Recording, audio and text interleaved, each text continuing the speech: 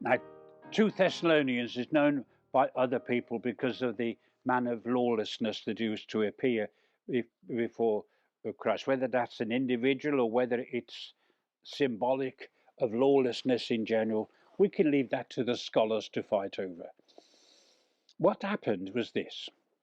Paul had preached to them very clearly that if they believed in Jesus, then also they believed in the fact that Jesus would return. Good. He's going to return. I'm fed up of working the way I've been working. I'll give it up. Christ is going to return soon. I'm not going to do this job or that job. I'm going to wait for Jesus.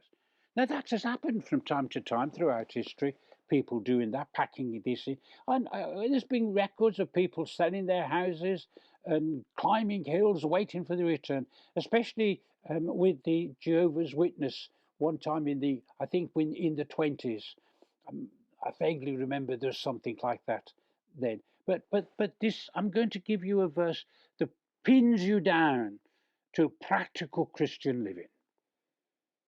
Even if you wouldn't give up your work because you thought Jesus was going to return next week, this pins you down to practical Christian. This gives you what they used to call earth you.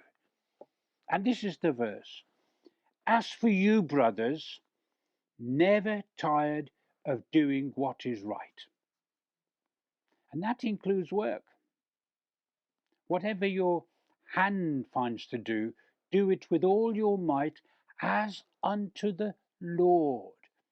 And here it is doing what is right. And the word right, righteousness, fairness, goodness, means doing what we should do.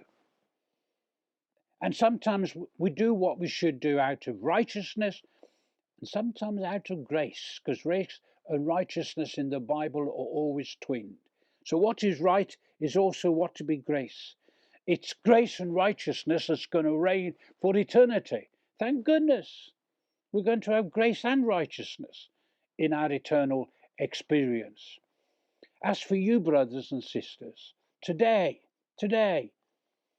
be practical and you do what is right.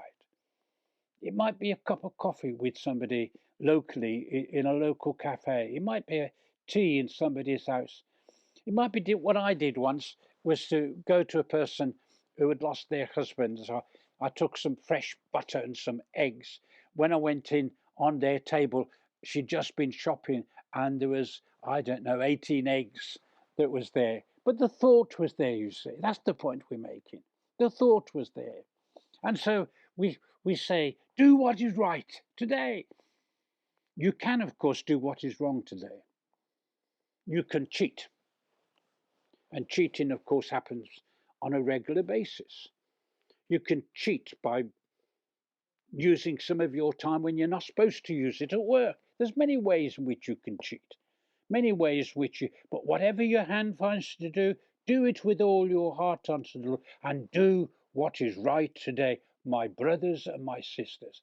Thought for today, from a church that was growing.